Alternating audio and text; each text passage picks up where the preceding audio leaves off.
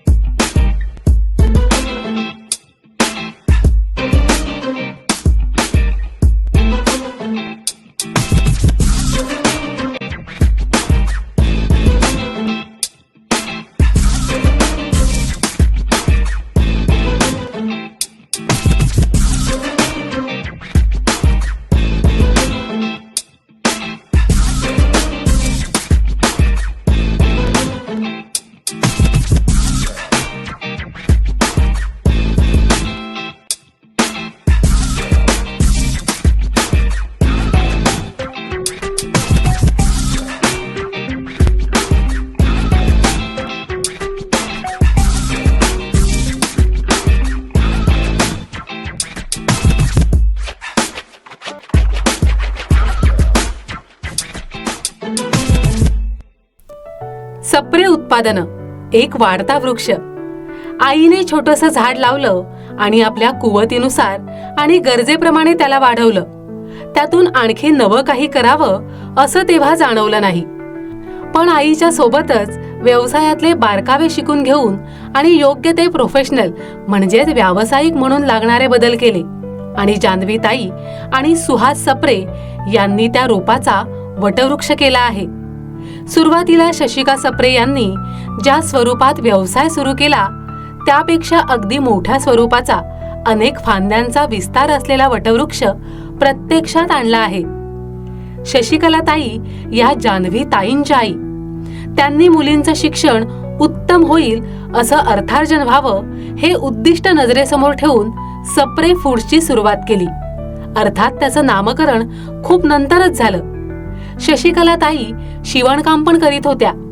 त्यासाठी घरी येणाऱ्या बायका काही घरगुती पदार्थ किंवा कोकण स्पेशल उत्पादनं घेतील का असा विचार करून व्यवसायाची मुहूर्तमेढ रोवली. कोकण उत्पादनात बऱ्याच वेळा जेवढी मागणी होती तितका माल मिळत नव्हता. म्हणून मग एका होळीच्या वेळी त्यांच्या स्नेही कुटुंबाने पोळ्या करून द्याल का असं विचारलं आणि त्यातून पहिली पुरणपोळ्यांची ऑर्डर घेऊन 35 पोळ्या विकल्या. सप्रे यांच्या घरासमोरच बस स्टॉप होता. मग त्या स्टॉपचा उपयोग त्यांनी आपल्या पदार्थांची जाहिरात करण्यासाठी केला. पुरणपोळ्यांसोबतच महाराष्ट्रीयन फराळाचे पदार्थ म्हणजे लाडू, चिवडा, चकली, शंकरपाळे या पदार्थांची सुद्धा विक्री नियमित होऊ लागली. जान्हवीताई लहानपणापासूनच आईला मदत करत होत्या. तसा त्यांच्या आईचा नियमच होता. सुट्टीमध्ये घरच्या व्यवसायात हातभार लावायचाच. अर्थात यामुळे व्यवसायात काय कसं करतात याची ओळख आणि शिकवण प्रत्यक्ष कृतीतूनच मिळाली. याचा पुढील वाढीच्या काळात खूप उपयोग झाला. खरं तर जान्हवी ताईंनी होमिओपॅथिक डॉक्टर म्हणून शिक्षण घेतलंय. प्रॅक्टिसही सुरू केली होती. पण व्यवसाय की प्रॅक्टिस असा निर्णय घ्यायची वेळ आली तेव्हा व्यवसाय पुढे चालू ठेवायचा, वाढवायचा असा निर्णय जान्हवी ताईंनी घेतला आणि त्यांच्या घरातूनही म्हणजे विशेषतः त्यांच्या पतीने हा निर्णय मान्य केला. 2005 मध्ये गोरेगावच्या एका प्रदर्शनात त्यांनी भाग घेतला आणि तिथे बिग बाजारच्या लोकांनी सप्रे उत्पादकांकडून पदार्थ घेण्याची तयारी दाखवली. पण त्यापूर्वी त्यांना अनेक कायदेशीर गोष्टी पूर्ण करून घ्याव्या लागल्या. जान्हवी ताई म्हणतात, बिग बाजारच्या मागणीमुळे आम्ही कमर्शियल मध्ये येताना काय बदल करावे लागतात, कशा प्रकारे आपली व्यावसायिक घडी बदलावी लागते हे शिकलो. बिग बाजार प्रमाणेच अपना बाजार मध्येही त्यांनी त्यांचे पदार्थ विक्रीसाठी दिले होते. अर्थात याबरोबरच बोरिवली ते गिरगाव अनेक दुकानांमध्ये सप्रे उत्पादनांना स्थान मिळालं होतं. प्रमाण खूपच वाढलं होतं. शाळांसाठी पौष्टिक लाडू, फरसाण, शेव हेही बनवून देत होतो. म्हणून मोठी जागा आणि तीही स्वतःची जागा वसई इथे घेतली आणि 2011 मध्ये स्वतःच्या जागेत चांगल्या यंत्रसामुग्रीसह सप्रे उत्पादनांची सुरुवात झाली. त्यानंतर व्यवसाय तर चांगला चालू होता आणि अचानक 2019 मध्ये कोविड सुरू झाला आणि सगळं जगच ठप्प झालं. त्याचा फटका सप्रे उत्पादनांनाही झाला. आपल्याकडे काम करणाऱ्यांना काम नसलं तर त्यांच्या पोटापाण्याचा प्रश्न सोडवायलाच हवा होता. आता काय करावं अशा विवंचनेत असतानाच ऑनलाईन मार्केटिंगची सुरुवात झाली आणि एक दरवाजा बंद झाला तर दुसरा उघडतोच या उक्तीचा प्रत्यय आला. जान्हवीताई मी उद्योजक या ग्रुपमध्ये होत्या. त्याचबरोबर जान्हवीताईंनी बऱ्याच गोष्टी म्हणजे पुरणपोळी, मोदक, पराठा, थालीपीठ फ्रोझन करून आणि ऑनलाईन विक्री करायला सुरुवात केली. सगळ्या गोष्टी शिकून घेऊन त्यांनी Amazonवर दुकान सुरू केलं. त्याचप्रमाणे फ्रँचायझी एक्झिबिशन मध्ये सप्रे उत्पादनाचा स्टॉल होता आणि या प्रदर्शनात फक्त बीच असते. त्यामुळे सप्रे उत्पादनाला वेगवेगळ्या ठिकाणी आपलं अस्तित्व निर्माण करता आलं.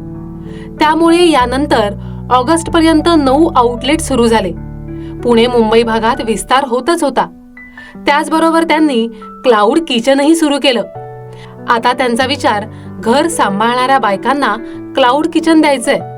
जान्हवीताईंनी आपल्या दुकानात जुन्याच पदार्थांना नवा रंग दिलाय. त्यामुळे तरुणाईला आकर्षित करणं शक्य झालंय. पिठलं रॅप, वडा रॅप, कोथिंबीर वडी रॅप इत्यादी सगळे वेगळे पदार्थ लोकांसमोर ते आणतात. एक मात्र नक्की ठरवलं आहे, ते म्हणजे फक्त महाराष्ट्रीयन पदार्थच बनवायचे आणि विकायचे. त्यामध्ये वेगळे पदार्थ केले जाणारच नाहीत. अशा प्रकारे 1984 साली म्हणजे 40 वर्षांपूर्वी सप्रे उत्पादनं घरगुती स्वरूपात सुरू झाली. पण आज तिचा बोलबाला Amazon सारख्या ऑनलाईनवरही आहे. या वाटचालीत जान्हवीताईंसोबत त्यांचे बंधू सुहास सप्रे यांचाही सहभाग होताच. या दोघांनी मिळून संपूर्ण मुंबई आणि पुण्यातही सप्रे उत्पादनाची ओळख झाली. त्यांचा हा व्याप यापुढेही असा वृद्धिंगत होईल याची खात्री वाटते. जान्हवी सप्रे यांचा संपर्क क्रमांक आहे 98 20 65 60 14. लेखन सौ शैला गोखले. कॅन्सर पेशंटला आशेचं किरण. 75 वर्ष जुनी संस्था आहे ती म्हणजे इंडियन कॅन्सर सोसायटी. ही संस्था टाटा कॅन्सर हॉस्पिटलच्या जवळपासच आहे. याचा असा फायदा होतो की काही महिला पेशंट हॉस्पिटलमध्ये ट्रीटमेंटही घेतात आणि इंडियन कॅन्सर सोसायटीमध्ये येऊन थोडंफार कामही करू शकतात. या संस्थेचं नाव आहे इंडियन कॅन्सर सोसायटी. सर्वात कठीण गोष्ट असते ती म्हणजे आपल्या घरात कुणाला कॅन्सर झाला आहे हे मान्य करणं. आणि त्याहून कठीण म्हणजे ज्या व्यक्तीला कॅन्सर झाला आहे असं जेव्हा अनेक तपासण्या केल्यावर समजतं, त्यावेळी त्या व्यक्तीची जगण्याची इच्छाच जाते नाही का? आपण आता जणू कॅन्सर झालो अशी भावना वाढीस लागते. असं असताना ती व्यक्ती आपलं जगणं थोडं तरी सुसह्य व्हावं म्हणून जे उपलब्ध आहेत ते उपचार घेतच असते. हेही निर्विवाद सत्यच आहे. मग यांना समुपदेशन, पुनर्वसन, काही अर्थार्जनाच्या गोष्टी शिकवणं, अशातून कॅन्सर पेशंटना जगण्याची उमेद मिळते, आत्मविश्वास येतो आणि ज्यांना खर्च करण्याची कुवत नसते त्यांना आर्थिक मदतही मिळते. आता आपण या संस्थेमध्ये कोणते विभाग आहेत त्यांची ओळख करून घेऊया. 1. Early detection. काही विशिष्ट लक्षणांवरून तपासण्या करून कॅन्सरचा धोका आहे का याच्या तपासण्या केल्या जातात. ब्रेस्ट कॅन्सर, ओरल म्हणजे तोंडाचा कॅन्सर, सर्व्हायकल कॅन्सर याबाबत असे प्रत्यक्ष आजार होण्यापूर्वीच तपासण्या करता येतात. 2. क्युअर. काही पेशंट संपूर्ण तपासण्यांना सामोरे जात नाहीत, अर्धवट तपासण्या करतात. यात त्यांचंच नुकसान असतं. म्हणून सरकारी माध्यमांशी संपर्क करून एका योजनेअंतर्गत 25,000 रुपये मदत दिली जाते. त्याचप्रमाणे ज्या व्यक्तींना ट्रीटमेंट घेणं आर्थिक कारणाने शक्य नसतं, पण ज्यांच्याजवळ आवश्यक कागदपत्र असतील तर कालावधीत 1,000 गरजू पेशंटना दिली जाते. अर्थात तशी कागदपत्र ज्या हॉस्पिटलमध्ये ट्रीटमेंट चालू आहे त्यांनी देणं आवश्यक आहे. या संस्थेच्या कामाचा आणखी एक भाग आहे अवेअरनेस, म्हणजेच जनमानसात कॅन्सर या आजारासंबंधी योग्य ती जनजागृती करणं, ज्यामुळे ज्यांना कॅन्सरची शक्यता वाटते त्या व्यक्ती उपचारापर्यंत पोहोचू शकतात. यामध्ये भारतभर कोणत्या भागात कॅन्सर हा आजार कसा होतो, काय काळजी घ्यायची, तपासण्या कुठे करायच्या, उपचार काय असतात याबद्दल माहिती दिली जाते. त्यासाठी छोट्या छोट्या डॉक्युमेंटरी, फिल्म्स बनवणं, माहिती देणारे चार्ट, स्लाइड शो बनवले जातात आणि आवश्यकतेप्रमाणे ट्रेनिंग प्रोग्राम, वर्कशॉप घेतले जातात. यांचं कामही अगदी तळागाळापर्यंत नेलेलं आहे. उपचार घेतल्यानंतर अनेक व्यक्ती खूपच निराश असतात. काही जणांचा रोजगार बंद होतो, काहींना औषधं घेण्याचा कंटाळा येऊ शकतो. मग अशा पेशंटना मूळ त्यांच्या जीवन पद्धतीशी जोडून घ्यावं लागतं. हेच काम या संस्थेचा पेशंट पुनर्वसन विभाग करतो. या भागात काही पेशंटना आजारामुळे एखादा अवयव गमवावा लागला असेल तर त्यांना त्या अवयवाची कृत्रिम प्रतिकृती बनवून दिली जाते.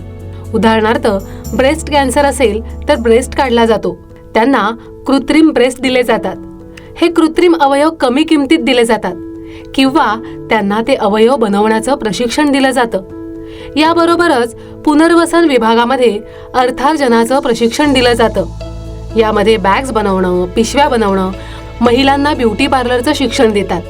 इथे प्रशिक्षण घेऊन महिला स्वतःचं पार्लर काढू शकतात किंवा दुसऱ्याकडे नोकरी करतात. यामध्ये एक महत्त्वाचा भाग असा आहे की काही कॅन्सरग्रस्त महिलांवरच घराचा खर्च अवलंबून असतो. अशा वेळी त्यांना रोजगार मिळवणं सर्वात महत्त्वाचं असतं. त्यांना औषधापेक्षा घर चालवण्याची आर्थिक चिंता असते. काही बायका मुंबई बाहेरूनही आलेल्या असतात. अशा वेळी त्यांना काही ना काही कामाचा पुरवठा करणं इत्यादी संस्थेला पाहावं लागतं. इथे आल्यावर समदुःखी महिला पुरुष भेटतात, आपापले अनुभव सांगतात. काही वेळा त्यातूनच अडचणींवर मात करण्याचा उपायही सापडतो. नाहीतर मन हलकं केल्याचं समाधान तर नक्कीच मिळतं. म्हणजे हा ग्रुप सपोर्ट ग्रुप सारखंही काम करतो. यांनी बनवलेल्या वस्तू विकण्यासाठी संस्थेकडून वेगवेगळ्या ठिकाणी प्रदर्शनही लावले जातात. यातूनही काही पैसे या लोकांना मिळवून देण्याची धडपड संस्था करते.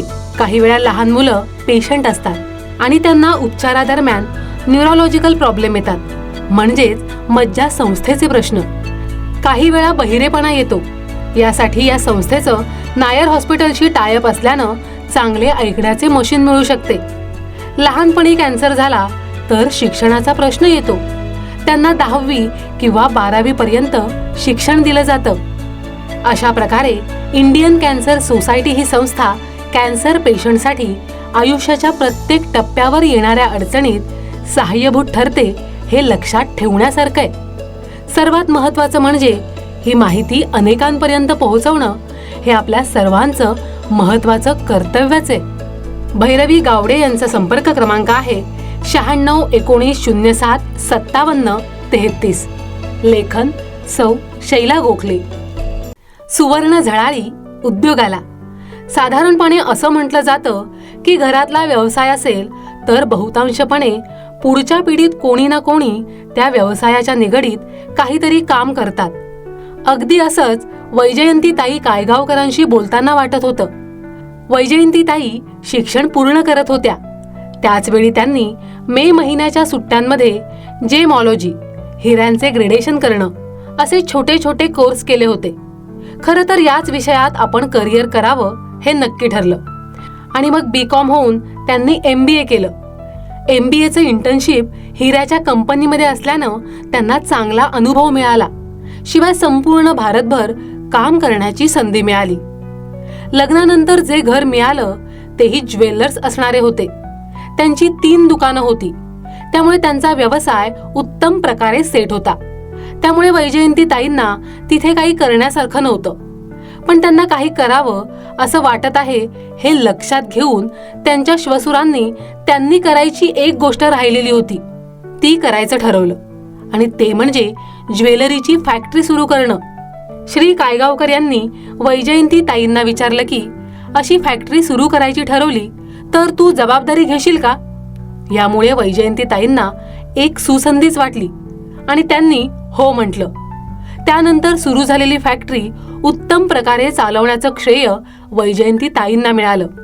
पण काही वर्षांनंतर परत एकदा कायगावकरांच्या दुकानात विक्री वाढवण्याची गरज निर्माण झाली आणि वैजयंतीताई परत दुकानात येऊ लागल्या. त्या अजूनही अर्धा दिवस दुकानात काम करतात आणि संध्याकाळच्या वेळी त्यांनी सुरू केलेला स्वतःचा व्यवसाय करतात. त्यांचा दुसरा व्यवसाय हा उत्तम आरोग्यासाठी उपयोगी पडेल असा खाण्याशी संबंधित आहे. आजकाल बहुतांश लोकांना सकाळच्या घाई गडबडीत नाश्ता करून खायला वेळच नसतो असं म्हटलं तर वावगं ठरणार नाही. त्यावर उपाय म्हणून शहरात बहुतांश लोक कॉर्नफ्लेक्स मुसली असे झटपट नाश्ता म्हणून खातात. याच्याच पठडीत बसेल असा पदार्थ वैजयंतीताईंनी बनवला आहे. या पदार्थाला ब्रँड नेम आहे शेज वैजू. शेज हा शब्द फ्रेंच आहे. वैजूताईंनी हा मुसलीसारखा असणारा पदार्थ आपल्याच स्वयंपाकघरात बनवला. खरं तर कोविड काळात दुकान बंद असल्याने भरपूर वेळ होता. घरात त्यावेळी काहीतरी नवीन नवीन करून पाहणं याची सवयच लागली. मग हा पदार्थ घरात आवडला. मग ओळखीचे नातेवाईक यांना देऊन पाहिला तर त्यांनाही आवडला. मग वैजूताईंनी यातूनच छोटासा व्यवसाय उभा करायचं ठरवलं.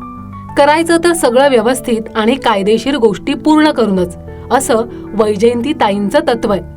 त्यानुसार त्यांनी आधी कागदपत्रांची पूर्तता करून त्याचं नाव ठेवलं शेज वैजू. काही वर्षात स्वयंपाकघरातला व्यवसाय छोट्या शेडमध्ये गेला. 4-5 महिला कामही करतात. आज मितीस हा नाश्त्याची भूक शमवणारा शेज वैजू हा पदार्थ मुंबईमध्ये नेचर्स बास्केटच्या दुकानात, स्विगी मार्फत, Bombay hamper, Sujoti foods, four seasons Nashik अजून 2 दुकाने नाशिकमध्येच, शिवाय गुरगाव, अहमदाबाद, बेंगलोर, पुणे इथेही उपलब्ध आहे. तसंच वेबसाईट आणि व्हॉट्सअपवरही मागणी पूर्ण केली जाते. शेज वैजू या पदार्थांमध्ये सर्व नैसर्गिक पदार्थच वापरले जातात. कोणतंही प्रिझर्वेटिव्ह वापरलं जात नाही. हे पूर्ण शाकाहारी आहे आणि ग्लुटन फ्री आहे. यामध्ये वेगवेगळे नट्स म्हणजे हेझलनट्स, ओट्स याचा वापर केलेला असतो. अत्यंत स्वच्छता ठेवून त्याचं योग्य प्रकारे पॅकिंग केलं जातं. या पॅकिंगमुळे त्याची चव आणि स्वाद बदलत नाही. या व्यवसायाला चांगला प्रतिसाद मिळतोय. लवकरच याचा व्याप वाढू शकेल असं वैजयंती ताईंना वाटतं. सतत कामात राहण्याचं बाळकडू त्यांना त्यांच्या आईकडून मिळालंय.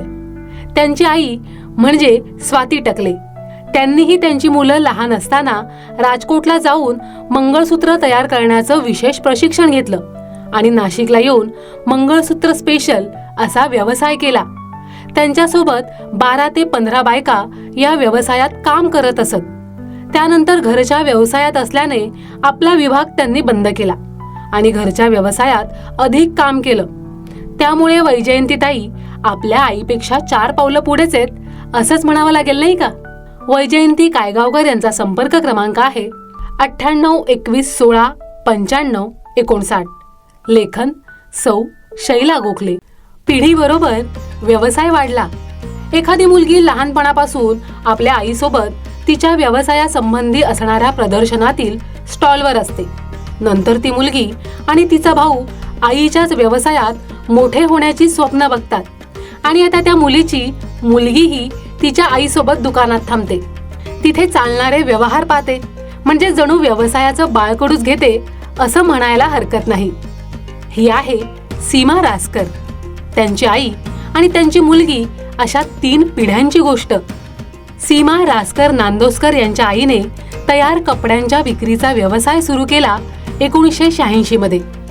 त्यावेळी त्या आपल्या कपड्यांच्या विक्रीसाठी मिनलताई मोहाडीकरांच्या प्रदर्शनात स्टॉल लावत असत. म्हणजे अगदी औरंगाबाद, नाशिक आणि गोवा या ठिकाणी सुद्धा त्या प्रदर्शनात भाग घेत असत. त्यावेळी सीमाताई शाळकरी मुलगी होत्या. त्यामुळे शाळेतून आल्यावर किंवा सुट्टीच्या दिवशी आईसोबत स्टॉलवर जात असत. यातूनच सीमाताईंना व्यवसायाचं बाळकडूच मिळालं. सीमाताईंची आई लहान मुलांचे कपडे तयार करत असत. अगदी छोट्यांना लागणारी झबली, टोपरी हे कपडे तयार करण्याच्या दुकानात मिळत नाहीत. पण सीमाताईंच्या आईने ही लोकांची गरज ओळखून तसे कपडे तयार करू लागल्या. सीमाताई म्हणतात की लॉकडाऊनच्या काळात त्यांनी विरारला व्यवसायाचा पसारा हलवला. तिथे स्वतःची जागा घेतली. त्याचबरोबर लॉकडाऊनने व्यवसायाचा वेगळा मार्गही उघडून दिला, तो म्हणजे ऑनलाईन ऑर्डर घेणे. त्याचबरोबर अनेक वेळा आलेल्या ऑर्डरप्रमाणे कपडे त्यांच्या घरी पोहोचवण्याचं कामही सीमाताई आणि त्यांचा भाऊ आणि सहकारी यांनी केलं. विरारला एक दुकान चालू केलं. तिथे मिळणारा प्रतिसाद अतिउत्तमच होता. त्यामुळे दुसरं दुकानही विरारमध्ये चालू करण्याचा निर्णय सीमाताई, त्यांचा भाऊ आणि आई यांनी घेतला आणि दुसरं दुकानही चालू झालं. त्याचबरोबर स्पोर्ट्सवेअर ही विकण्याची सुरुवात झाली. त्यामुळे आता शिवणकाम करणारा स्टाफ 15 इतका वाढला. याचबरोबर सीमाताईंचा भाऊ एक वेअर युनिट प्रभादेवी मुंबई इथे सांभाळतो. त्यांच्याकडे मशीन एम्ब्रॉयडरी केलेले कपडेही बनतात. त्याचबरोबर शिवणाऱ्यासोबत फॅशन डिझायनर सुद्धा काम करतात. सीमाताई शाळांच्या युनिफॉर्मच्या ऑर्डर घेतात. दादरची साने गुरुजी विद्या मंदिर आणि विरारच्या काही शाळांचं काम सीमाताईंकडेच असतं. त्यांच्याकडे जे स्पोर्ट्सवेअर मिळतात त्यांचं नाव आहे मल्हार स्पोर्ट्स. ब्रँड नेमने विक्री होणाऱ्या स्पोर्ट्सवेअरमुळेच त्यांचं विरारचं दुसरं दुकान उत्तम चालत आहे. त्यांचं मुळात काम सुरू झालं सिद्धिविनायक मंदिरासमोर आणि अजूनही तिथेच वर्कशॉप आहे. विरारच्या दुकानांची नावं सी मयूरराज बाय सिद्धिविनायक क्रिएशन अशीच आहेत. त्यांच्या वर्कशॉपमध्ये तयार होणारे कपडे हे फक्त महाराष्ट्रातच विकले जातात असं नाही, तर महाराष्ट्राबाहेर बंगलोर आणि काही इतर शहरात विक्रीसाठी पाठवले जातात. त्यांच्याकडे नाईट ड्रेस, थंडीसाठीचे विंटर स्पेशल असे कपडेही विकले जातात. सीमाताईंचा भाऊही त्यांच्यासोबत याच व्यवसायात आहे. तो उत्पादन विभाग सांभाळतो, तर सीमाताई विरारची दुकानं सांभाळतात. त्यांची आई ज्यांनी हा व्यवसाय सुरू केला त्या विक्री उत्पादन या दोन्ही ठिकाणी सुपरविजन सारखं काम करतात आणि येणाऱ्या अडचणी सोडवण्यासाठी तज्ज्ञ म्हणून काम करतात। आजही त्यांना सुरुवातीसारखाच इंटरेस्ट आणि उत्साह आहे। नवीन नवीन डिझाईन्स करण्यामध्ये सहभागी होणं, फॅशन जगतात काय चालू आहे यावरही त्यांचं लक्ष असतं। तसंच मार्केट कसं वाढेल यावरही त्या आपलं मत देतात। आता सीमाताईंची मुलगीही त्यांच्या सोबत दुकानात असते। तिचं दुकानात चालणाऱ्या गोष्टींवर लक्ष असतं। ती काम करत नसली तरी तिला व्यवसायाची आवड लागणं शक्य आहे। कदाचित ती मोठी झाल्यावर आईच्या व्यवसायापेक्षा वेगळा व्यवसाय सुद्धा करेल, पण व्यवसायामध्ये लागणारी हुशारी, चटकन निर्णय घ्यायची क्षमता आणि विक्रीचं गणित ती इथेच शिकलेली असेल अशी खात्री वाटते। सीमा रासकर नांदोस्कर यांचा संपर्क क्रमांक आहे 98 20 35 53 73। लेखन सौ शैला गोखले। सुता ब्रँडची भरारी। काही महिन्यांपूर्वी मी इथे बँकॉकला 2 तरुण मुलींना भेटले। त्या दोघी त्यांच्या साडी ब्रँडचं प्रदर्शन लावण्यासाठी इथे आल्या होत्या। त्यांचा ब्रँड म्हणजे सुता। मला हे नाव ऐकून माहीत होतं, कारण मला साड्यांची आवड आहे, पण या दोघींबद्दल विशेष माहिती नव्हती। त्या दोघींना भेटल्यावर मात्र माझी उत्सुकता वाढली। खूप एनर्जेटिक, उत्साही आणि आनंदी अशा या दोघी म्हणजे सिस्टर सुजाता आणि तानिया। अगदी अलीकडेच त्यांनी सुताचं 18वं स्टोअर बोरिवलीला उघडलंय। मला वाटायचं की जास्त करून सुती किंवा मलमलच्या साड्या विकतात म्हणून सुता नाव असावं, पण त्यांच्या नावांच्या आद्य अक्षरावरून ठेवलेलं हे नाव आहे सुजाता आणि तानिया म्हणजे सुता। हल्ली तरुण मुली फारशा साड्या नेसताना दिसत नाहीत, तेव्हा या दोघींनी कसा काय साडी बिझनेस सुरू केला हा प्रश्न मनात आला। तर सुजाताने त्याची स्टोरी सांगितली। या दोघी बहिणी खरं तर MBA करून कॉर्पोरेट जॉब करत होत्या। लहानपणापासून आईला, काकीला कायम साडीत पाहिल्यामुळे आणि साडी नेसण्याची आवड असल्यामुळे ऑफिसला जाताना त्या साड्या नेसत। लवकरच त्यांच्या लक्षात आलं की कामावर जाताना साडी नेसणाऱ्या बायकांची संख्या फारच कमी झालीये। आवड नसणं हे एक कारण झालं, पण अनेक वेळा आवडत असूनही रोज वापरता येतील अशा स्मार्ट कॉर्पोरेट लुक असणाऱ्या पण हलक्या पुलक्या साड्या मिळत नाहीत, म्हणून त्या नेसल्या जात नाहीत हेही लक्षात आलं। त्यामुळे नवीन पिढीच्या मुली साडी केवळ देवळात जाताना किंवा लग्न कार्यात जातानाच नेसताना दिसतात। मग या मुलींच्या आणि बऱ्याच लोकांच्या खिशाला परवडेल अशा साड्या मार्केटमध्ये आणल्या तर कदाचित हे दृश्य बदलेल असं सुजाता आणि तानियाला वाटलं। आणि नुसता विचार करून या दोघी थांबल्या नाहीत, तर त्यांनी यावर काम सुरू केलं। सुरुवातीला त्यांनी वेगवेगळ्या प्रदर्शनांमधून सुती स्मार्ट साड्यांचा स्टॉल लावून साड्या विकणं चालू केलं। त्यावेळी ॲज आय सी हे ब्रँडचं नाव होतं। हळूहळू घरातल्या एका कपाटापासून थोड्या थोड्या करत 2 लहान खोल्यांच्या जागेपर्यंत हे काम पोहोचलं। यानंतर 2 वर्षांनी 2018 मध्ये त्यांनी पहिलं ऑनलाईन स्टोअर सुरू केलं। तेव्हा सुता हे नाव दिलं। सगळ्यात पहिलं फिजिकल स्टोअर त्यांनी ओम शिवंबिका या बिल्डिंगमध्ये सांताक्रूजला सुरू केलं। ते अजूनही तिथेच आहे। हे सगळं करताना अनेक अडचणी आल्या। मुळात स्वतः इंजिनियर आणि MBAचं शिक्षण झालेल्या या मुलींना टेक्स्टाईल इंडस्ट्रीची काहीच माहिती नव्हती। घरी कोणीच कधीच हे काम केलं नव्हतं। केवळ साडी नेसायला आवडतं आणि दुसऱ्यांना या साड्या सहजपणे आणि परवडतील अशा किमतीत उपलब्ध व्हाव्यात म्हणून त्यांना हे करायचं होतं। हातमागावर विणलेल्या साड्या हव्या, तर त्या विणकरांना कसं समजावून सांगायचं, मार्केटिंग कसं करायचं, क्वालिटीत कमी न करता किंमत परवडेल अशी कशी ठेवायची, या सगळ्या गोष्टींवर समर्थपणे मात करत सुताची वाटचाल चालू झाली। पुढे पहिलं मोठं फ्लॅगशिप स्टोअर बेंगलोरला उघडलं। आता अनेक मोठ्या शहरांमध्ये सुताचे स्टोअर्स आहेत। आता हा ब्रँड एवढा मोठा झालाय की परदेशातूनही त्यांना प्रदर्शन लावण्यासाठी आमंत्रण येतात। यांची सुरुवात काही वर्षांपूर्वी सिंगापूर पासून झाली होती। नंतर दुबई, थायलंड इत्यादी ठिकाणी त्यांची प्रदर्शन सतत होत असतात। या सगळ्यात परिवाराचा सपोर्ट खूप महत्वाचा आहे। या दोघींचीही लग्न झाली आहेत आणि एक मुलंही आहे। आई, नवरे आणि मुलं हे सगळेच कायम सुता सिस्टरच्या पाठीशी खंबीरपणे उभे आहेत, म्हणूनच त्या दोघी सतत बाहेर राहू शकतात। पुढच्या वर्षी भारताबाहेर स्टोअर चालू करण्याची त्यांची मनीषा आहे आणि पुढील 5 वर्षात जगभरात त्यांचे 100 स्टोअर्स असावेत ही त्यांची महत्वाकांक्षा आहे. कारण यामुळे भारतातील विणकरांचं काम हे जगभरात पोहोचवता येईल. या सगळ्या प्रवासात त्यांच्या भल्या मोठ्या विणकर परिवाराचाही मोलाचा वाटा आहे हे या दोघी अगदी आवर्जून सांगतात.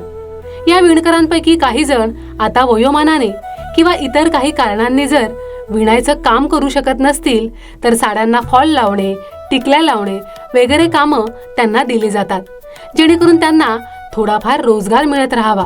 हे मला कौतुकास्पद वाटलं. अजून एक अतिशय उल्लेखनीय गोष्ट म्हणजे जर का काही डिफेक्टिव्ह साड्या असतील तर त्यांचाच डिफेक्टिव्ह साडी सेल लावण्यात येतो किंवा त्यांना रिसायकल करण्यात येतं. पिशव्या किंवा तत्सम उपयोगी वस्तू यातून बनवल्या जातात. त्यामुळे हे कुठलंही कापड लँडफिल्समध्ये जात नाही. हे सगळं करताना या मुली जुने दिवस आणि जुनी माणसं विसरलेल्या नाहीत ही फार महत्वाची गोष्ट आहे. खरंच सुता सिस्टर्सचा प्रवास खूप इन्स्पायरिंग आहे.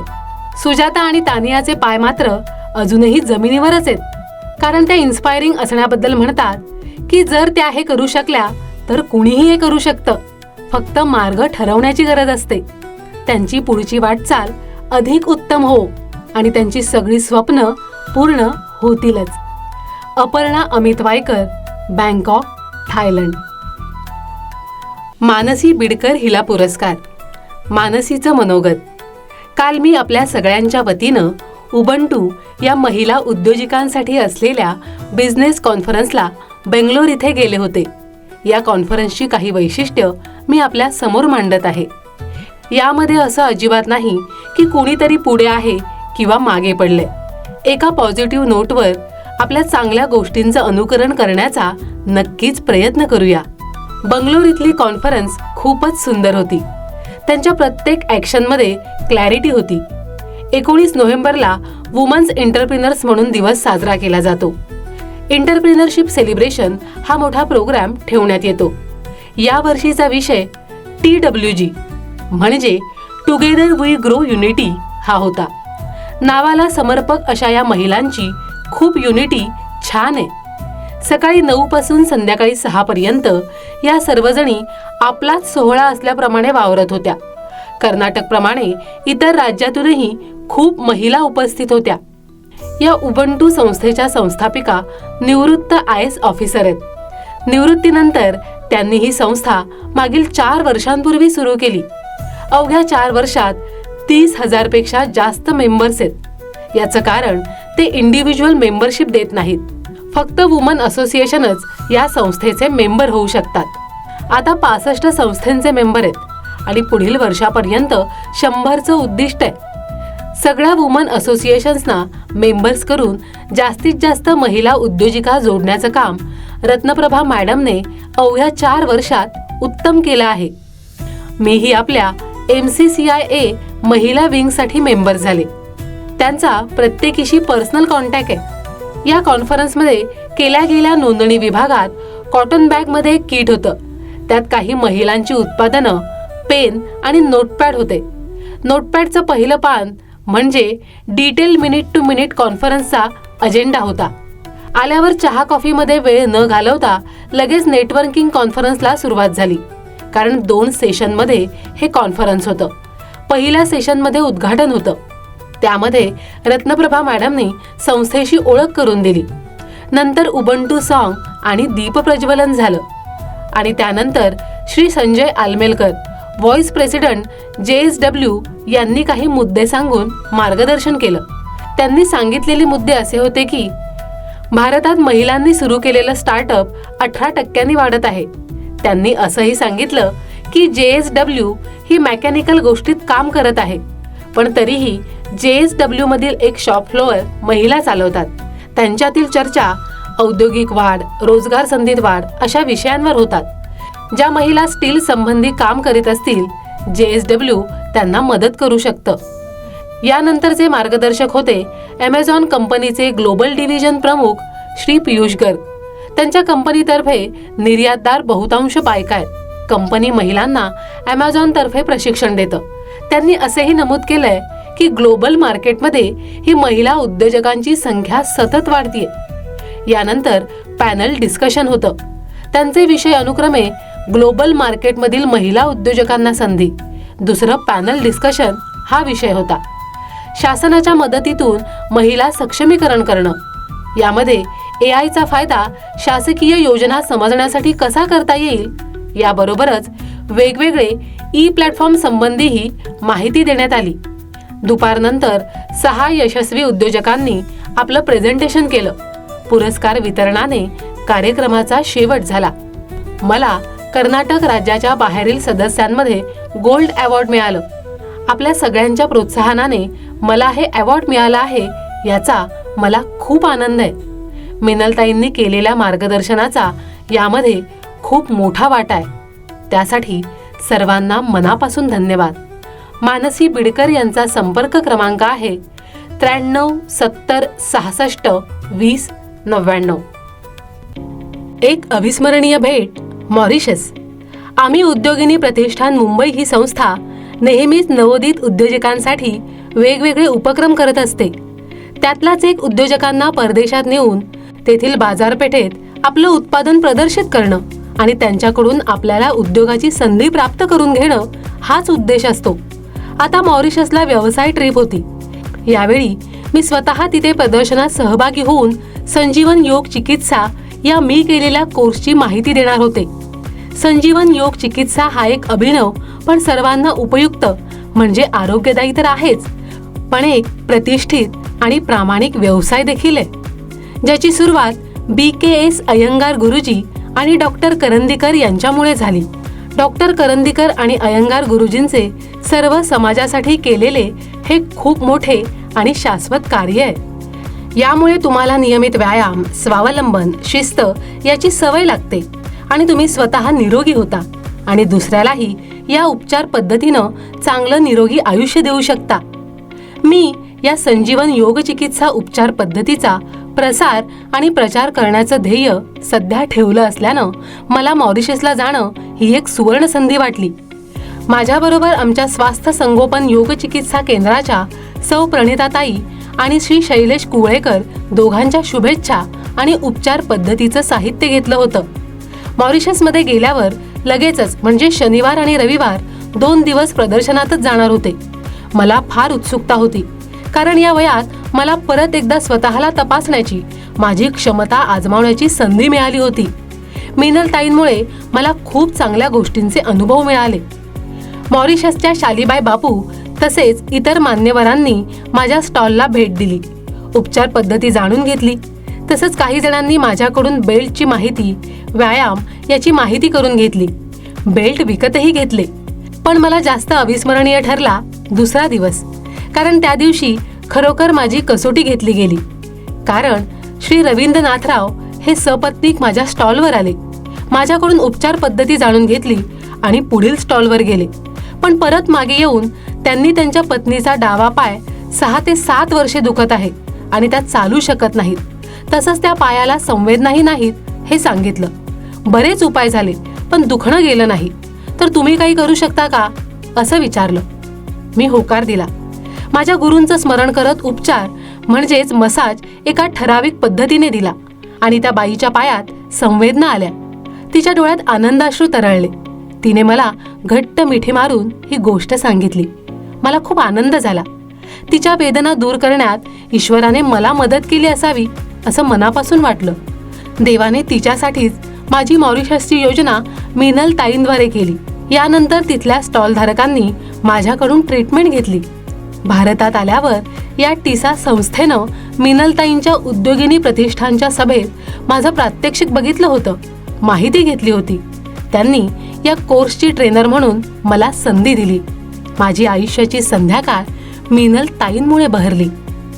सौ सुषमा देशपांडे यांचा संपर्क क्रमांक आहे 98 67 75 67 11. कृतज्ञ.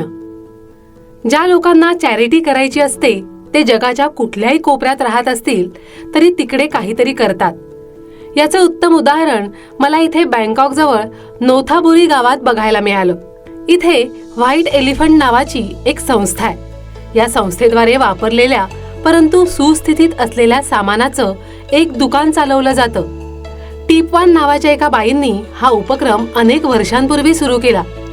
व्हाईट एलिफंट हे पूर्णपणे केवळ स्वयंसेवकाद्वारे चालवलं जाणारं एक सेकंड हँड वस्तूचं दुकान आहे. दुकानात विकल्या जाणाऱ्या सर्व वस्तू देणग्या आहेत. जवळजवळ प्रत्येक प्रकारच्या वापरलेल्या, नवीन, केवळ वापरल्या जाणाऱ्या, चांगल्या वापरल्या जाणाऱ्या वस्तू स्वीकारल्या जातात, ज्यामध्ये कपडे, बूट, पोशाख, खेळणी, पुस्तकं, सर्व प्रकारच्या घरगुती वस्तू इत्यादींचा समावेश आहे. आजूबाजूस राहणाऱ्या उच्चभ्रू वसाहतीमधून अशा कितीतरी गोष्टी या दुकानात दान केल्या जातात. माझ्या अनेक मैत्रिणी फावल्या वेळात वेळ घालवायला या दुकानात स्वयंसेवक अर्थात व्हॉलेंटियर म्हणून काम करतात. मुलं शाळेत गेल्यानंतर या बायका दुकानात आपली सेवा देतात. हे दुकान सोमवार ते शनिवार सकाळी 10 ते दुपारी 2 वाजेपर्यंत उघडं असतं. स्वयंसेवक साधारणपणे 10 ते 12 किंवा 12 ते 2 या वेळेत 2 तासांच्या शिफ्टमध्ये काम करतात. स्वयंसेवकाची प्राथमिक जबाबदारी म्हणजे दान केलेल्या वस्तूंची वर्गवारी करणं, त्या वस्तूंची किंमत ठरवणं, दुकानात साठा करणं आणि कॅश काउंटर सांभाळणं.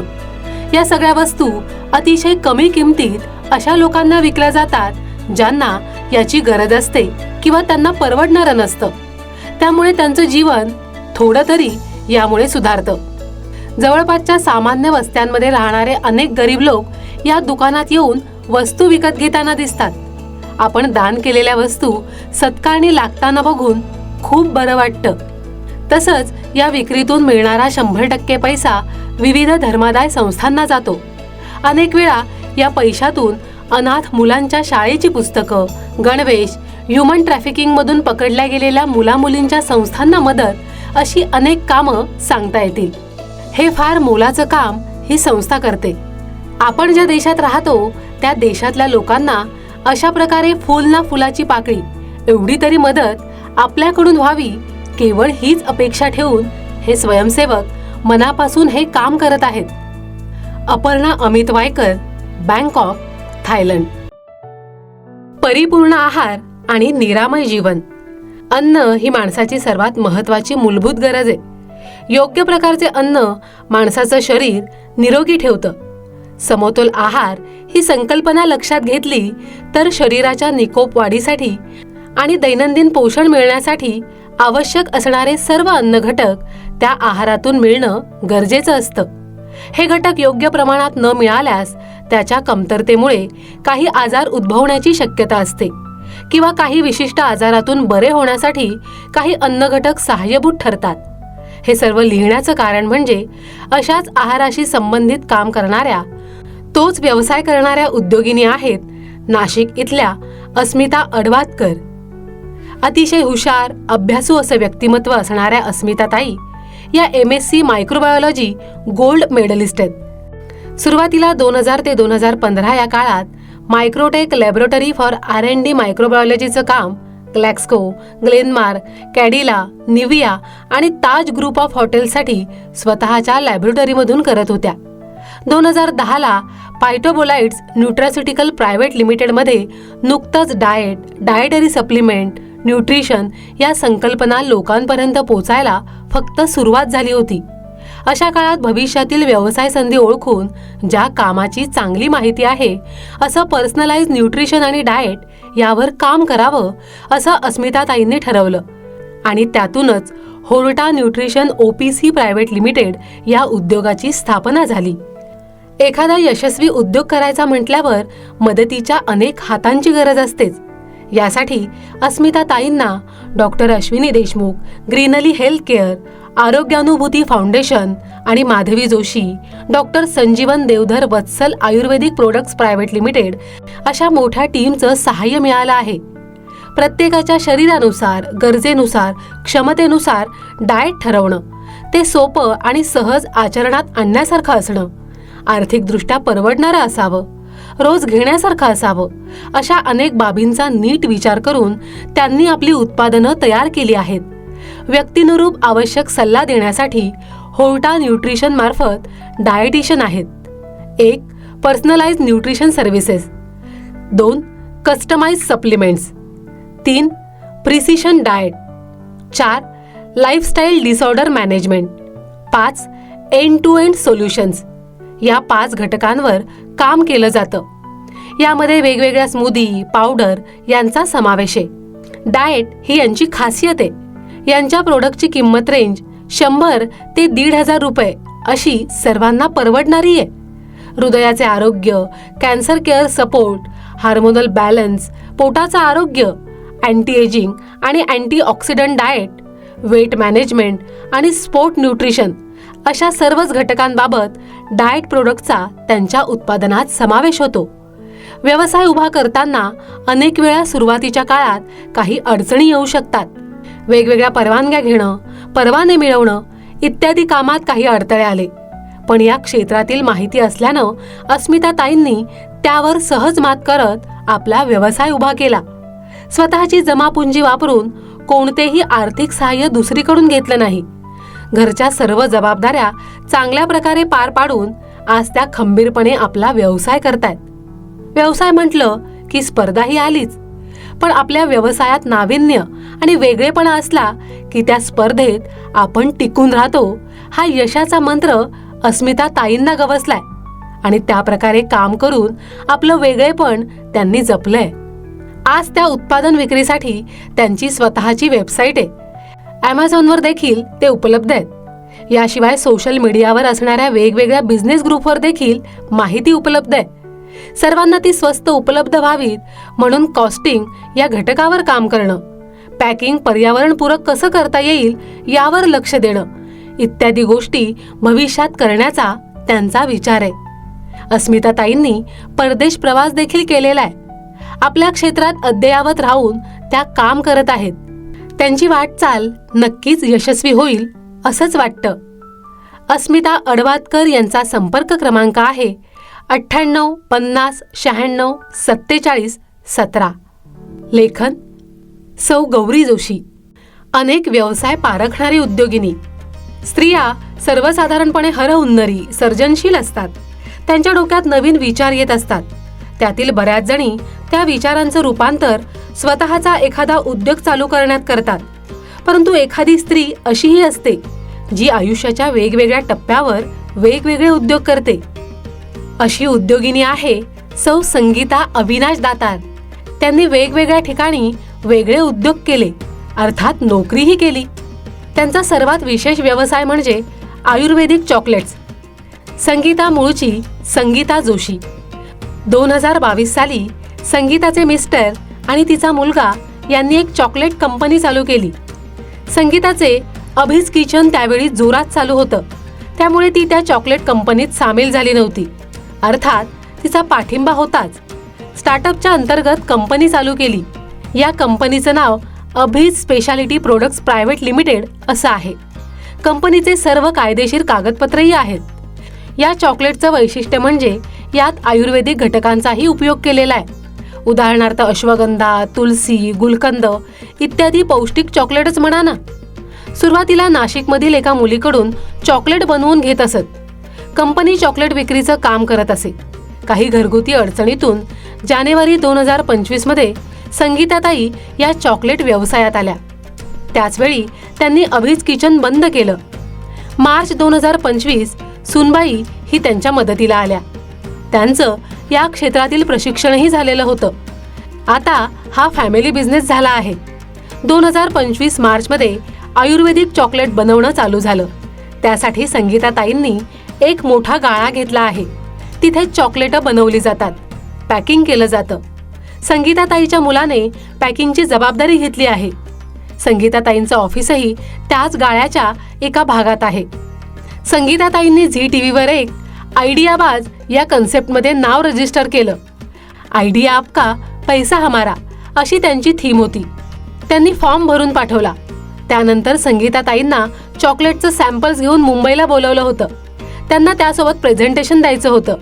प्रेझेंटेशन झाल्यानंतर 15 दिवसांनी झी टीव्हीने सांगितलं की तुमची सर्व हिस्ट्री, चॉकलेट कसं डेव्हलप केलं हे तुम्ही स्वतःच्या आवाजात शूट करून तो व्हिडिओ पाठवा. त्याप्रमाणे संगीताताईंनी व्हिडिओ पाठवला.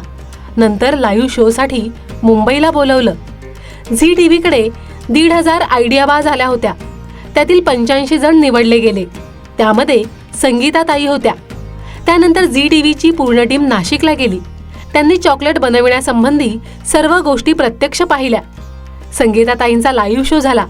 त्यानंतर अनेक शहरातून संगीताताईंना फोन यायला लागले. इतकेच नाही तर एक फोन ओमानहून पण आला. हे सगळं कौतुकास्पद आहे. या वैशिष्ट्यपूर्ण उद्योगापूर्वी संगीताताईंनी अनेक व्यवसाय आणि नोकरीमध्ये स्वतःला व्यस्त ठेवलं होतं. जसं की 1996 साली नाशिकला राहायला गेल्यानंतर संगीताताईंनी नोकरी केली. नंतर त्यांनी कॉस्ट अकाउंटचा कोर्स केला. त्याचवेळी संगीताताईंच्या मिस्टरांनी फ्रेग्रन्स वॉटर ही संकल्पना सुरू केली. पाण्यात सुगंधी आयुर्वेदिक वनस्पती टाकणं. पण त्याने पाण्याचा रंग, चव बदलायची नाही, फक्त पाणी पिताना छान वास यायचा. त्यासाठी एक कंपनी स्थापन केली. पण काही कारणाने कंपनी बंद पडली. संगीताताईंनी इलेक्ट्रॉनिक टाईपरायटरचं शिक्षण घेतलं. त्यानंतर टायपिंगची कामं चालू केली. त्यानंतर संगीताताईंनी लहान मोठ्या जेवणाच्या, वाढदिवसाच्या पार्टीच्या, पावभाजी, संध्याकाळच्या स्नॅक्सच्या ऑर्डर घ्यायला सुरुवात केली. त्यानंतर संगीताताईंनी पार्सल पॉइंट चालू केलं, ज्याचं नाव अभिज किचन होतं. एक छोटंसं दुकानही चालू केलं. संगीताताईंना लॉकडाऊनमध्ये व्यवसायाची नवी दिशा सापडली. यासाठी त्यांनी त्यांच्या सर्व व्हॉट्सअप ग्रुपवर मेसेज टाकला की कोणाला जेवणाचा डबा हवा असेल तर मिळेल. आश्चर्य म्हणजे संगीताताईंना 40 डब्यांची ऑर्डर मिळाली. ते काम चालू केलं. पण संगीताताईंनी अजून एक संकल्पना राबवली. त्याचं नाव कोविड थाळी असं ठेवलं. त्यासाठी संगीताताईंनी आयुर्वेदिक डॉक्टरांचा सल्ला घेतला. कोविड पेशंटना जेवण काय द्यावं? डॉक्टरांनी सांगितल्याप्रमाणे फुलके, मूगडाळीचं वरण, भाजी, कमी तिखट, कमी स्पायसी, कमी तेलकट, भरपूर सॅलड, लिंबू सरबत, एक प्रकारची डाएट थाळीच म्हणा ना. संगीताताईंचा नवीन उद्योग चालू झाला. ज्यांनी डबा मागवला होता त्यांनी ॲडव्हान्समध्ये ऑनलाईन पैसे पण पाठवले. हे जेवणाचे डबे लोकांच्या घरी पोचविण्यासाठी कॉर्पोरेशनची परवानगी पण घेतली. लॉकडाऊनमुळे संगीताताई आणि मुलगा डबे पोहोचवत. अशा प्रकारे लॉकडाऊनमध्ये व्यवसाय चालू राहिला. संगीताताईंच्या संपर्कात अनेक लोक आले होते. त्यामुळे अभिज किचन कधीच तोट्यात गेलं नाही. नंतर तिने अभिज किचन इथे नाश्ता, पोळी भाजी वगैरे देणं चालू केलं. महिला सक्षमीकरणासाठी 3 बायकांना मदतीला घेतलं. मटार करंजी, सुरळीच्या वड्या, अळू वड्या, कोथिंबीर वड्या इत्यादी अनेक स्नॅक्स बनवले जायचे. तसंच संगीताताईंनी दिवाळी फराळाची पॅकेट्स बनवूनही तीही विक्रीसाठी ठेवू लागली. याशिवाय कोकणातील स्पेशल पदार्थ, उदाहरणार्थ आंबापोळी, फणसपोळी इत्यादी मागवून ट्रेडिंग पण चालू केलं. संगीताताईंनी सांगितलं की दिवाळी फराळात त्यांनी उच्चांक गाठला. अजूनही दरवर्षी नाशिकमधील 3 कंपन्यांना प्रत्येकी 500 दिवाळी फराळाचे बॉक्सेस म्हणजे एकूण 1,500 बॉक्सेस संगीताताई देतात. नाशिकला आम्ही उद्योगिनींचा एक ग्रुप आहे. त्यात संगीताताई पण आहेत. दर महिन्याला त्यांची मीटिंग असते. आम्ही उद्योगिनींचा मेळावा दरवर्षी मुंबईत मार्च महिन्यात असतो. त्याला नाशिकच्या सर्व उद्योगिनी येतात. त्यात संगीताताईही असतात. अशा या अनेक व्यवसाय करणाऱ्या संगीताताईंचा आदर्श स्फूर्तिदायकच होईल. संगीता दातार यांचा संपर्क क्रमांक आहे 93 25 82 11 00. लेखन पद्मा कराडे.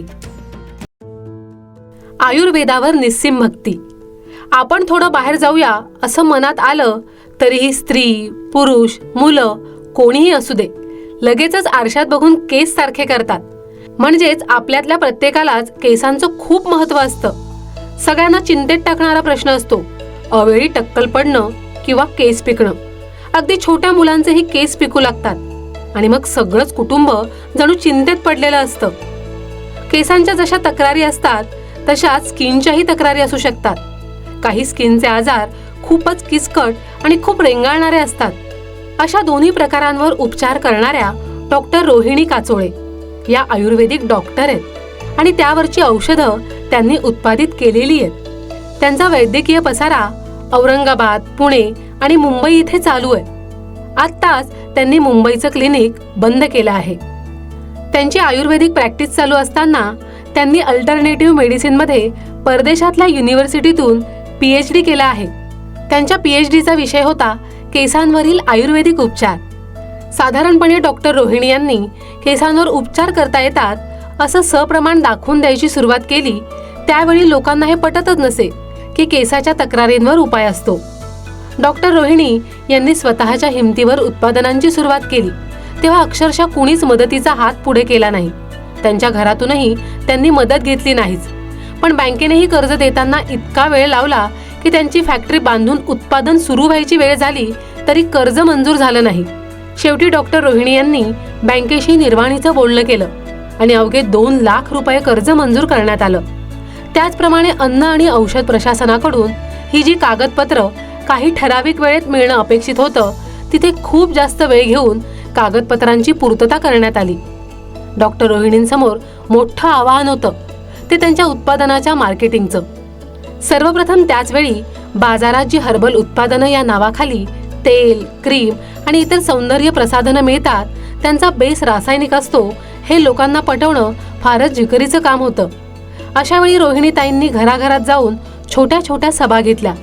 लोकांना त्या जे म्हणतात ते सप्रमाण पटवून दिलं आणि त्यांची जी शरयू हर्बल या नावाने उत्पादनं आहेत ती लोकांपर्यंत पोहोचण्याचा मार्ग सुकर झाला.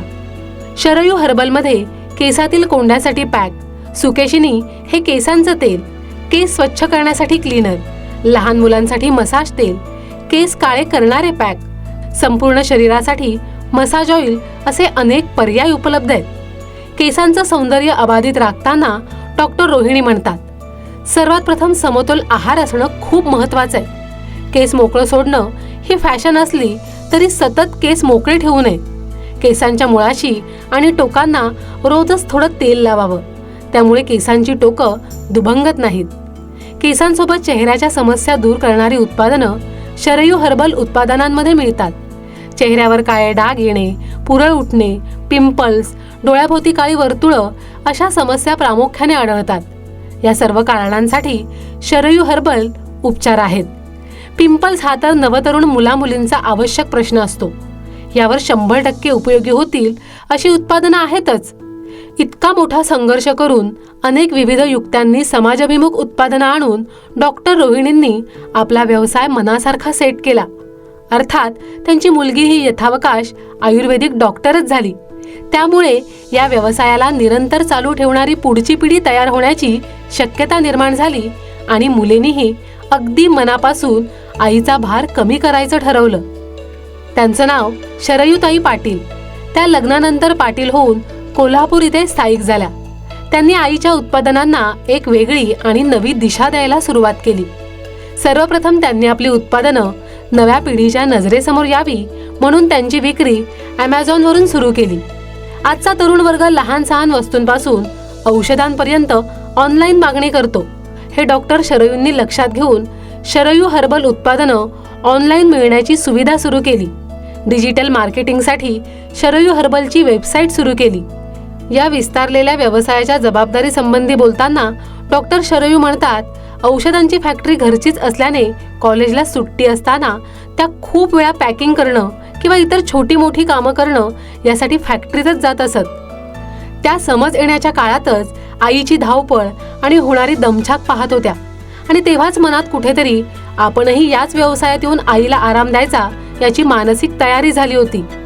अर्थात ऑनलाईन विक्री सुरू केल्यावर पॅकेजिंग, उत्पादनाचा बाह्य स्वरूपात जो बदल करावा लागला तोही केला. त्यांच्याबरोबर त्यांचा भाऊही लागेल ती मदत करत असतोच. अशा प्रकारे व्यवसाय पुढील पिढीच्या भक्कम हातात सुरक्षित आहे असं म्हणायला हरकत नाही. डॉक्टर रोहिणी काचोळे यांचा संपर्क क्रमांक आहे 98 81 13 09 36. डॉक्टर शरयू पाटील यांचा संपर्क क्रमांक आहे 70 20 91 75 92. लेखन सौ शैला गोखले. खवय्यांच्या पसंतीची पावती. जिद्द, आत्मविश्वास, मेहनत करण्याची तयारी, सचोटी, शिस्त हे सर्व गुण एकवटलेले असतील तर शून्यातूनही विश्व निर्माण होतं, किंबहुना निर्माण करता येतं. याचं मूर्तिमंत उदाहरण म्हणजे सुरेखाताई चाळके. एक सर्वसामान्य गृहिणी ते एक वलयांकित कर्तृत्ववान महिला उद्योजिका अशी त्यांची वाटचाल आहे. आजच्या सुरेखा नितीन चाळके म्हणजे पूर्वाश्रमीच्या सुरेखा ओरसकर. सुरेखाताई या मालवणच्या कन्या. श्री नितीन चाळके आणि सुरेखाताई यांचा विवाह झाला. नितीन यांचा व्यवसाय होता, पण त्यांनी सुरेखाताईंना नेहमीच प्रोत्साहन दिलं आणि स्वतःचं काहीतरी उभं कर अशी प्रेरणा दिली. त्यांच्या माहेरी व्यवसायाचा व्याप असल्यानं त्यांच्यावर शिस्तीचे पडेल ते काम करण्याचे संस्कार होते. नितीन यांनी पेपरमध्ये माया परांजपे यांच्या ब्युटिशियनच्या डिप्लोमाची जाहिरात पाहिली आणि सुरेखाताईंना दाखवली. सुरेखाताईंना तेव्हा आपण काय करावं हे नीटसं उमगत नव्हतं, म्हणून प्रथम त्यांनी हा डिप्लोमा करायचं ठरवलं. ब्युटिशियनचा डिप्लोमा पूर्ण झाल्यावर त्या मालवणला आल्या आणि मोठ्या जिद्दीने त्यांनी स्वतःचं ब्युटी पार्लर चालू केलं. मालवणमधील हे पहिलंच ब्युटी पार्लर. त्यांचा ब्युटी पार्लरचा व्यवसाय छान सुरू झाला, पण अचानक एक दिवशी त्यांचा मोटरसायकलवर भीषण अपघात झाला. त्यानंतर त्या मालवणला जिद्दीने काम करू लागल्या. त्यातच घर कोसळण्याचं संकट डोक्यावर आलं. मग त्यांनी ब्युटी पार्लर बंद केलं आणि चैतन्य हॉटेल चालू केलं.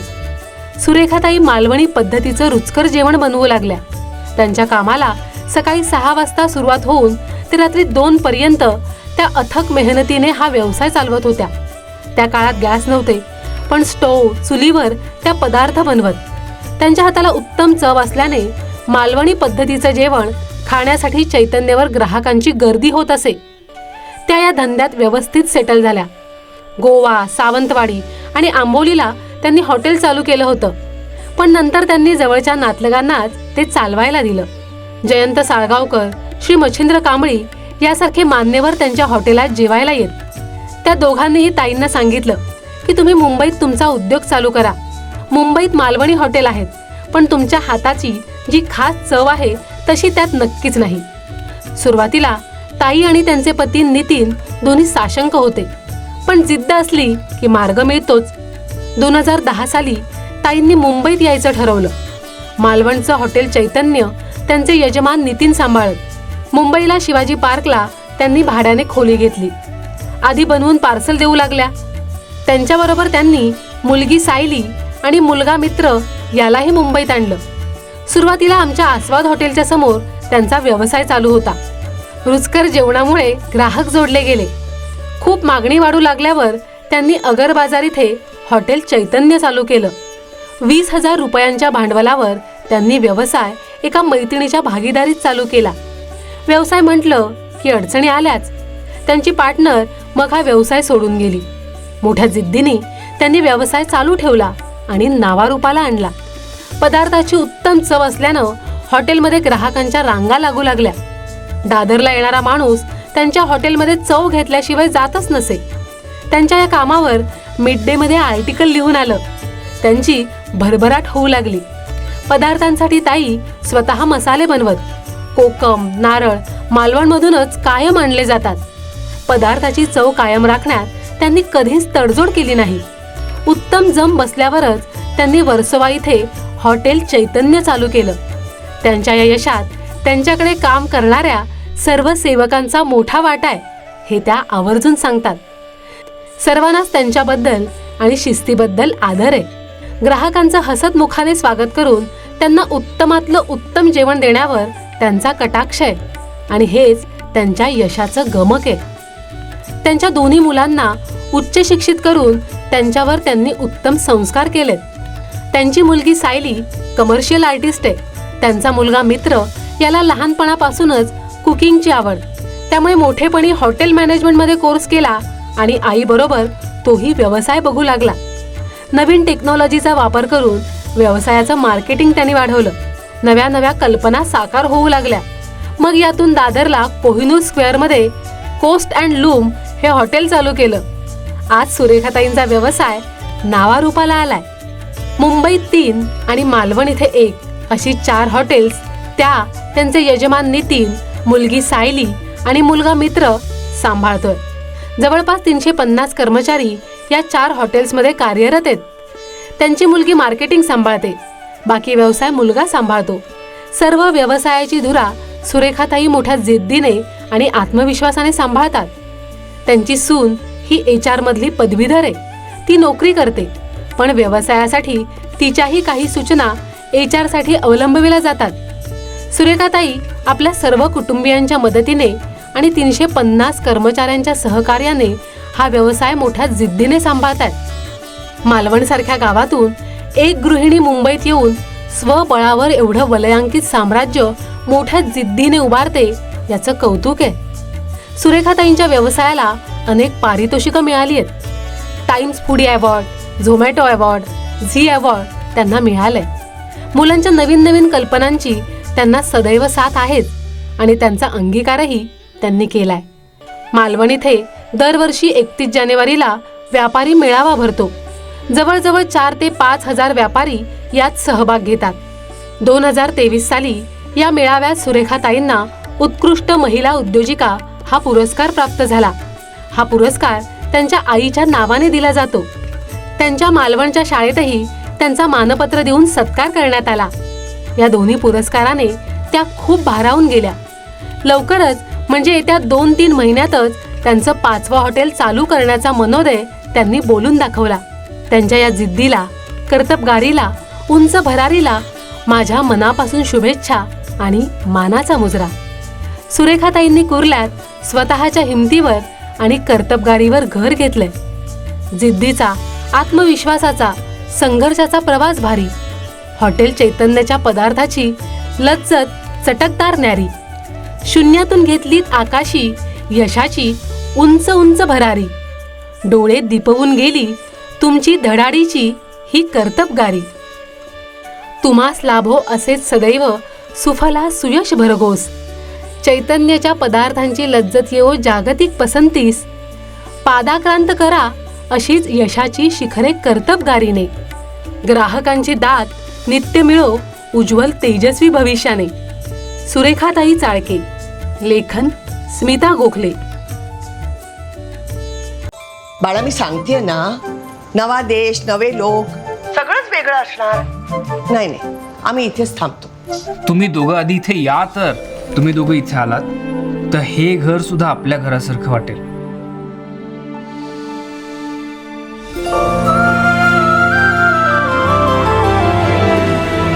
म्हटलं होतं ना, हे घरही आपल्या घरासारखंच वाटेल. हेम अगरबत्ती, सुगंध नात्यांचा.